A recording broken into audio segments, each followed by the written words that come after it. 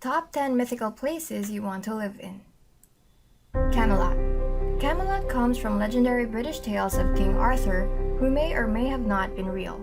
In Camelot, we find Arthur's famous round table, where his knights get to sit around like equals and have a few beers while they discuss their latest knightly conquests. Camelot is surrounded by forests and rivers, so you can get in spot of fishing and hunting if it floats your boat. Justice and peace reign in Camelot. Garden of Eden. Many believe Eden was a real place and just as many don't. But the fact is, if it were real, this would be the spot to settle down.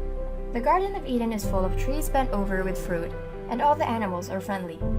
Not only do you get to eat until you can eat no more, but you can also ride lions and tigers all afternoon. El Dorado. El Dorado is a legendary city of gold. It is seen as a type of holy grail for each man. The thing you most seek in life is found here. Basically, whatever your fetish, you will not leave unsatisfied from this place. Better yet, it is said to be somewhere in South America, so it shouldn't cost you much to get there. Cockaigne. Cockaigne is a land of contraries where all the restrictions of society are defied, where abbots are beaten by their monks, sexual liberty is open where nuns are flipped over to show their bottoms, and food is plentiful where skies rain cheeses. This is a place where idleness and gluttony are the principal occupations. Bay Many. Bay Many is a legendary city said to be home to the Fountain of Youth. It is also a land of great wealth. Legend has it that Juan Ponce de Leon discovered Florida while he was looking for Bay Many and the Fountain of Youth. Valhalla. Valhalla, the afterworld of the Vikings, is a place where all the dead warriors and gods live. Every day you get to fight against giants, and at the end of every battle you get to feast on the cosmic boar and drink beer all night long. When you finish eating the boar, he is brought back to life so you can start eating him all over again. Avalon. Avalon is the place that King Arthur ended up before he died. It is also the place where King Arthur's sword Excalibur was made.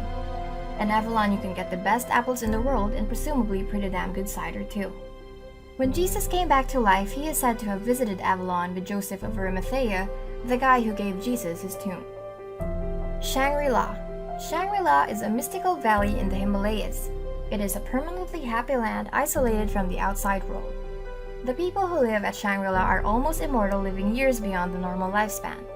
The place is so popular that the Nazis sent an expedition to find it in 1938. City of Caesars.